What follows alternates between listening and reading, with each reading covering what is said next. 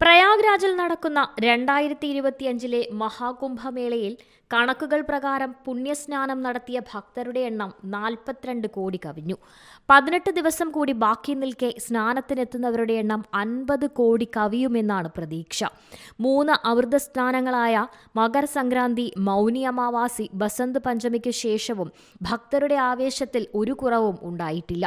രാജ്യത്തു നിന്നും ലോകമെമ്പാടു നിന്നുമുള്ള ഭക്തർ പുണ്യത്രിവേണിയിൽ സ്നാനം ചെയ്യാൻ ധാരാളമായി എത്തുന്നുണ്ട്. ഏറ്റവും കൂടുതൽ ഭക്തർ എത്തിയത് മൗനി അമാവാസിയിലാണ്. 8 കോടിയിലധികം പേരാണെന്ന് പുണ്യസ്നാനം ചെയ്തത്. അതേസമയം 3.5 കോടി പേർ മകരസംക്രാന്തിയിൽ സ്നാനം ചെയ്തു. ജനുവരി 30-നും ഫെബ്രുവരി 1-നും 2 കോടിയിലധികം ആളുകൾ പുണ്യസ്നാനം നടത്തി. പൗഷപൂർണിമ ദിനത്തിൽ ആകെ 1.7 കോടിയിലധികം ഭക്തർ പുണ്യസ്നാനം നടത്തി. കൂടാതെ ബസന്ത് പഞ്ചമി ദിനത്തിൽ 2.5 കോടിയിലധികം ഭക്തർ ത്രിവേണിയിൽ സ്നാനം ചെയ്തു. പ്രധാനമന്ത്രി നരേന്ദ്രമോദി, ആഭ്യന്തരമന്ത്രി അമിത് ഷാ, പ്രതിരോധ മന്ത്രി രാജ്നാഥ് സിംഗ്, മുഖ്യമന്ത്രി യോഗി ആദിത്യനാഥ്, മറ്റ് പ്രമുഖ നേതാക്കൾ എന്നിവർ ഇതിനകം സംഗമത്തിൽ സ്നാനം ചെയ്തു കഴിഞ്ഞു.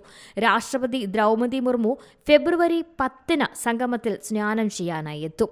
മുതിർന്ന BJP നേതാവ് രവിശങ്കർ പ്രസാദ്, സമാജ്വാദി പാർട്ടി ദേശീയ president Akhilesh Yadav, Olympic medal ജേതാവ് സൈന നെഹ്വാൾ, പ്രശസ്ത കവി കുമാർ വിശ്വാസ്, ക്രിക്കറ്റ് താരം സുരേഷ് റെയ്ന, അന്താരാഷ്ട്ര ഗുസ്തി താരം ഖാലി, നൃത്ത സംവിധായകൻ റെമോ ഡിസൂസ തുടങ്ങിയ പ്രമുഖ വ്യക്തികളും സംഗമത്തിൽ സ്നാനം ചെയ്തു കഴിഞ്ഞു.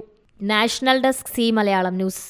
ഏറ്റവും പുതിയ വാർത്തകളും വിശേഷങ്ങളും വിരൽ തുമ്പിലറിയാൻ സി മലയാളം ന്യൂസ് എല്ലാ ഡിജിറ്റൽ പ്ലാറ്റ്ഫോമുകളിലും ലഭ്യം.